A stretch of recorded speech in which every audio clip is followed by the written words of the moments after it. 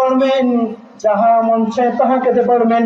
সর্বপ্রথম মাছের কলেজা দিবে, আপনার মন চাইবে, মন বলবে এগুলো কেমন মেহমানদারি, এগুলো তো আমি দুনিয়ার মধ্যে আমার চোখে দেখি নাই। আপনি সে মেহমানদারি গ্রহণ করবেন।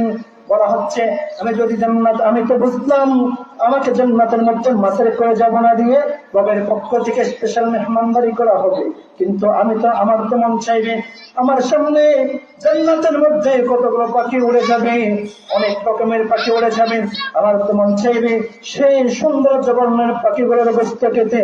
আল্লাহ পাক রব্বুল আলামিন বলে, বান্দারে কোনো টেনশন নাই, কোনো চিন্তা নাই, শুধুমাত্র একটু ইচ্ছা করবা, সাথে সাথে তোমার সামনে পাখির গোশত বানা হয়ে চলে আসবে।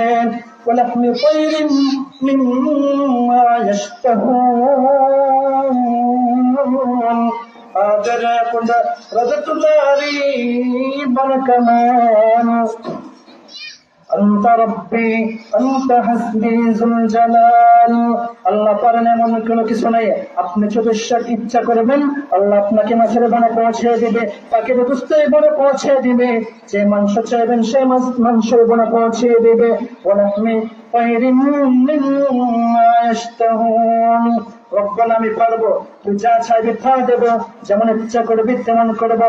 দুনিয়ার জমিনে আমি যা না করতে বলছি করিস না, শুধু তোকে বলছি দুনিয়ার জমিনের মধ্যে গুনাহ করিস না, মেয়েদের দিকে তাকাস না, তোরা আমি জান্নাতের মধ্যে হরেক মান দিব, এমন হরেক মান দিব যে সৌন্দর্য মেয়ে তুই জীবনের দুনিয়ার মধ্যে দেখবি না রে বান্দা। এমন সুন্দর করে হর জান্নাতের মধ্যে দিব, যদি দুনিয়ার মেয়ে না আসাস কেমন সুন্দর মেয়ে দিব তোরে, এমন সুন্দর মেয়ে দান করবো রে বান্দা। মহিলাটা পুকুর পানি খাবে, পানি যে কিভাবে ডুবতেছে চামড়ার বাহির দিক দিয়ে দেখা যাবে, এত সুন্দর মেয়ে, এত সুন্দর হর প্রদান করবো আমি। বান্দারে আমার যদি বান্দা বলে জান্নাতের মধ্যে আমার যদি অন্য কিছু চাই, বাতাস পেতে চাই, বান্দা দুনিয়ার জমিনের বাতাস তো কেন আমাদের সর্দি আসে, কান্না লেগে যায়। ও বান্দা জান্নাতের মধ্যে তোমার বাতাসের প্রয়োজন, তোমার বাতাস দেখতে হবে না, এটা এত মনোরম পরিবেশ, এত সুন্দর পরিবেশ, শান্তের পরিবেশ। যখন তোমার গরম প্রয়োজন গরম পাবা, যখন তোমার ঠান্ডার প্রয়োজন ঠান্ডা পাবা, কিন্তু এটাই সত্য যে তোমার গরমেরও প্রয়োজন হবে না, ঠান্ডারও প্রয়োজন হবে না।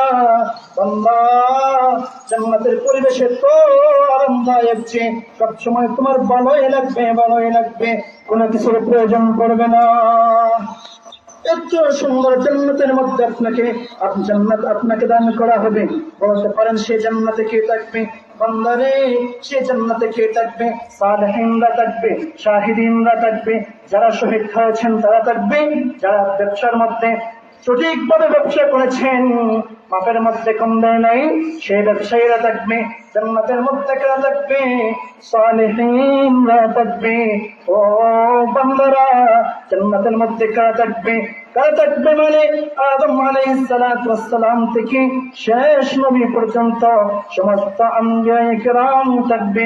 আরে বান্দা কেউ না থাক না, সে জান্নাতের মধ্যে থাকবে আমার নবী, আপনার নবী, কলিজার টুকরা জিগর গোশে আমিনা, তাজদার মদিনা, সরকার দো আলম হযরত মুহাম্মদ রাসূলুল্লাহ সাল্লাল্লাহু আলাইহি ওয়াসাল্লাম।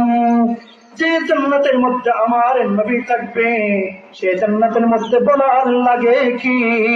যে জান্নাতের মধ্যে মুহাম্মদ রাসূলুল্লাহ থাকবে, বান্দা বলো সে জান্নাতে আর লাগে কি?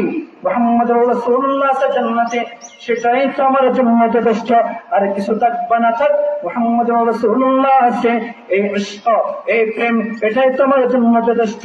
মুহাম্মদ রাসূলুল্লাহর পাশে বসে বসে গল্প করতে পারবো, তিনার পাশে তিনার সাথে সময় কাটাতে পারবো, এর চেয়ে যখন কিসমত খুশনসিব আর কি বলবে বান্দা।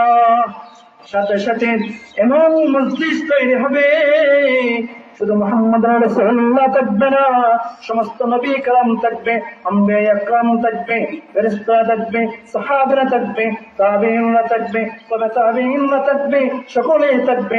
আপনার একটা সুন্দর পরিবেশ সেখানে তৈরি হয়ে যাবে।